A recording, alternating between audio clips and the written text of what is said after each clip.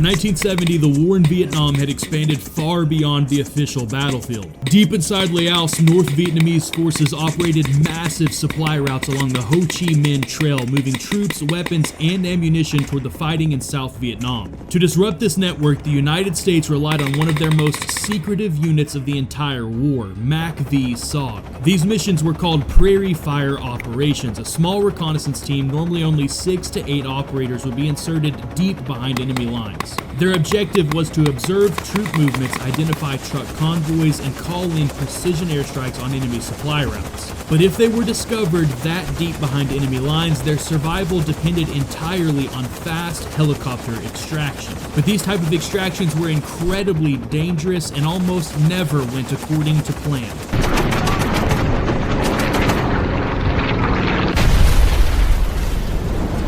All of the uncensored footage from this video and many others is available now on Patreon, linked below.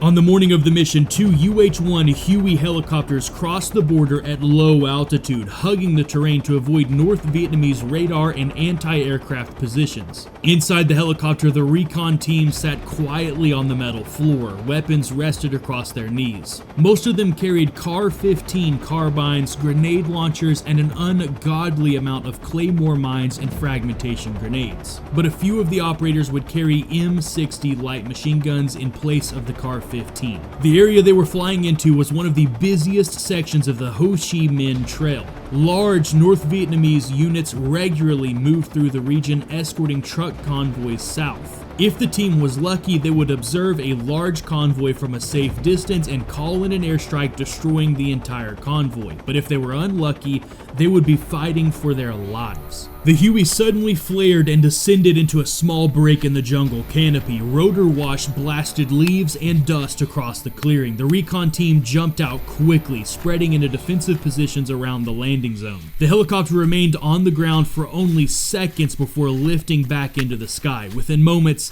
the jungle was silent again. No helicopter noise, no aircraft overhead, just the thick, humid jungle of Laos. The team regrouped and began moving slowly through the dense vegetation. Every step had to be careful. Breaking a branch or snapping a twig could give away their position. After nearly an hour of consistent but slow movement, the team reached a low ridgeline overlooking a narrow valley. From this position, they hoped to observe one of the trail's secondary supply routes. The jungle around them was dense and dark. Towering trees blocked much of the sunlight. Visibility was often only 10 to 15 feet in any direction. The team leader signaled for the men to halt. They crouched quietly in the undergrowth while the radio operator extended the antenna of his PRC-25 radio. Everything seemed totally normal as they were settling into their position. But then suddenly, one of the indigenous scouts at the front of the patrol gave a hand signal that every SOG operator feared. The signal meant he had eyes on enemy fighters. At first, the Americans couldn't see anything, but then faint sounds drifted through the jungle. Metal clinking, branches moving,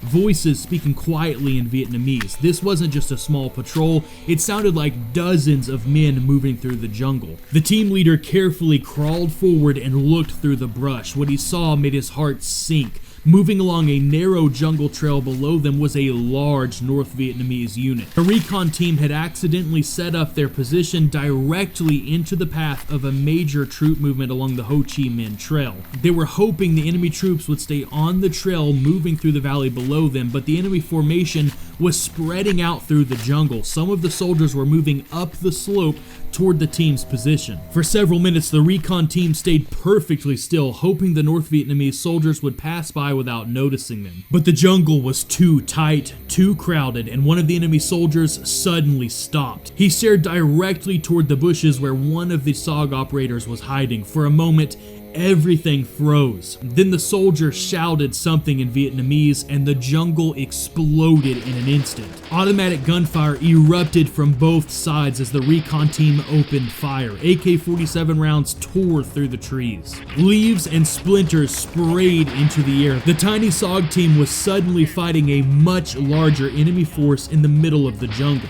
Within seconds, the team leader grabbed the radio and shouted into the microphone, "Prairie fire emergency." That call told every American aircraft within range the same thing. A reconnaissance team was compromised behind enemy lines and they needed to be extracted immediately. The moment the radio operator transmitted "prairie fire emergency," the situation escalated instantly. That call went out across the command network monitored by MACV SOG headquarters and nearby aircraft. Within minutes, the rescue machine began to move. At forward operating bases along the border, helicopter crews sprinted to their aircraft. Pilots who had been waiting on standby jumped into the cockpits while door gunners slammed ammunition belts into their weapons. Rescue operations for SOG teams behind enemy lines had a very specific structure. First came the gunships, then the slicks. Two UH-1 Huey gunships arrived over the jungle first, their rotors chopping through the humid evening air. These were not transport helicopters, they were armed specifically for combat support. Each carried rocket pods mounted on both sides, door-mounted M60 machine guns, and a nose-mounted minigun system. As the pilots approached the coordinates, the recon team below began popping colored smoke grenades to mark their position. The jungle below the helicopters suddenly came alive with gunfire. Tracers streaked upward through the trees toward the aircraft. North Vietnamese soldiers had spread out around the hillside and were now firing everything they had toward the incoming helicopters. The Huey gunships immediately rolled into attack runs. The lead helicopter dipped its nose and fired a volley of 2.75-inch rockets into the tree line. The rockets slammed into the jungle with violent explosions, tearing apart vegetation and sending dirt and wood splintering through the air. Behind it, the second gunship swept across the hillside, its door gunners firing long bursts from their M60s. The objective was simple: suppress the enemy long enough for the extraction helicopters to land. And just moments later, the slicks arrived. These Hueys carried no rockets. Their job was to land, grab the recon team, and get out as fast as possible. But the enemy force surrounding the Americans on the ground was far larger than expected. As the first slick began descending toward the landing zone, the North Vietnamese soldiers concentrated their fire. Machine guns opened up from multiple directions. A stream of tracers cut through the air toward the helicopter. Inside the cockpit, warning lights flickered. The Huey shook violently as rounds tore into its fuselage. The pilot fought to keep control as the aircraft bucked and rattled in the air. Hydraulic fluid sprayed across the instrument panel. The helicopter was hit bad. The pilot aborted the landing and quickly pulled the aircraft away from the landing zone, trying desperately to keep it airborne. For several seconds, it looked like he might just pull it off, but the damage was catastrophic. The helicopter began losing power entirely. So the pilot turned toward a small opening in the jungle canopy and attempted an emergency landing. Seconds later, the Huey slammed into the trees. The aircraft landed hard in the jungle, less than a mile from the recon team's position. Over the radio, the grim update spread quickly. Not only was the MACV SOG recon team surrounded, now there was also a downed helicopter crew stranded behind enemy lines. The gunships continued circling the area, firing rockets and machine guns into the jungle to keep the North Vietnamese soldiers pinned down. But as the sun began to sink lower in the sky, it was becoming clear that the situation was spiraling out of control. The North Vietnamese soldiers were tightening their perimeter. If they reached the recon team before reinforcements arrived, this fight would be over very quickly. But just as darkness began to fall over the jungle, a new sound appeared overhead. A deep, steady hum. Far above the battlefield, an aircraft had just arrived, and it was one of the most feared weapons operating in Southeast Asia, the AC-130 Spectre gunship. But as darkness fell, the situation on the ground went from terrible to catastrophic. The recon team was pinned down behind fallen logs and thick jungle brush, exchanging sporadic fire with North Vietnamese soldiers who were now flanking them on all sides, attempting to completely surround them. To make things worse, a large force of North Vietnamese soldiers had peeled off from the main patrol to pursue the crashed helicopter. Even with the thick jungle terrain, the enemy managed to quickly reach the downed Huey's position, and now the helicopter crew was completely surrounded as well. At first, the sound of the AC-130 overhead was barely noticeable, a deep, steady rumble far above the jungle canopy. Unlike the sharp chop of helicopter blades, this noise was constant, almost like distant thunder circling in the sky. The recon team immediately recognized it. The radio operator had managed to reach airborne command earlier, requesting any available support, and now help had finally arrived. To the men on the ground, the AC-130 gunship represented the most powerful close air support platform operating in Vietnam. The Spectre fought in a way no other aircraft could. Instead of making quick attack passes like fighter jets,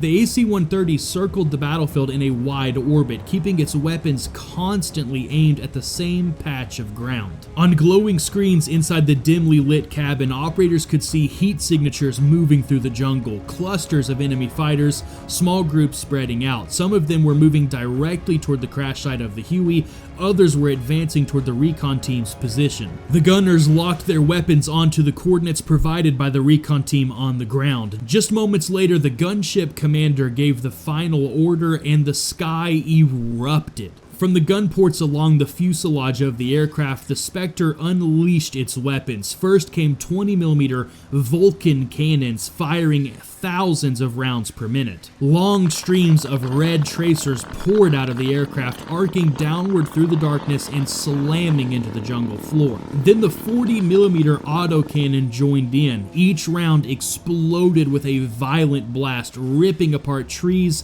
and sending fragments tearing through the vegetation. From the ground, the recon team watched in awe. The jungle around them lit up with flashes of explosions and trees fell all around. The AC-130 had turned the battlefield into a storm of fire. The effect was immediate. North Vietnamese soldiers who had been advancing through the jungle suddenly found themselves caught in a relentless barrage. Explosions tore through the jungle and the North Vietnamese soldiers were ripped apart. But the North Vietnamese soldiers were smart. They knew the American aircraft overhead would not bomb its own troops, so all they had to do was get closer to the recon team. The recon team leader grabbed the radio again and spoke directly to the AC-130 overhead. His voice was calm but urgent. The enemy was getting too close. If the gunships waited any longer, the team would be overrun. The response from the AC-130 crew came quickly. Inside the aircraft, the gunship's crew adjusted their firing coordinates. The target area was now only yards away from the Americans on the ground, making this one of the closest danger-close operations the AC-130 gunship had pulled off to date. This kind of fire support required absolute precision. The aircraft tightened its orbit slightly. The gunners locked their sights on the heat signatures approaching the team's defensive position. Then the order came again. Fire. The side of the AC-130 erupted once again. 20mm Vulcan cannons screamed to life, pouring streams of tracer rounds into the jungle just beyond the recon team's position. The ground around the recon team shook violently. Branches snapped and crashed down around the Americans as explosions tore through the jungle only a short distance away. For the SOG team, it was absolutely horrifying, but it was the only thing keeping them alive. But eventually, the relentless gunship fire began to have its desired effect. Enemy movement slowed. The North Vietnamese soldiers were still in the area, but the barrage had forced them to take cover and reorganize. For the first time since the battle began, the Americans had a small window of opportunity. And that was exactly what the rescue helicopters were waiting for, because somewhere beyond the dark jungle horizon, another group of Hueys were already racing toward the battlefield. For nearly an hour at this point, the AC-130 Spectre had circled overhead, hammering enemy positions with cannon fire and keeping North Vietnamese troops from overrunning the Americans on the ground. But the gunship alone couldn't solve the problem. The recon team still needed to get out, and the downed Huey crew still needed to be rescued. The radio with the recon team crackled. Through the static, a pilot's voice came across the net. Extraction birds were approaching. Several Hueys had regrouped after the earlier crash and were now making another attempt to reach the battlefield. But this time they would be flying into the landing zone at night, into a jungle crawling with enemy soldiers. Without the AC-130 overhead, the helicopters would have no chance. The gunship crew immediately shifted their attention to clearing a path. Through their infrared sensors, they began tracking enemy positions surrounding the landing zone. They then began systematically destroying them. Short bursts of 20mm cannon fire ripped into the tree line. Moments later, a pair of 40mm shells exploded along a jungle trail where enemy troops were attempting to reposition. Each strike pushed the North Vietnamese soldiers further away from the landing zone. The AC-130 was carving out a temporary perimeter of destruction.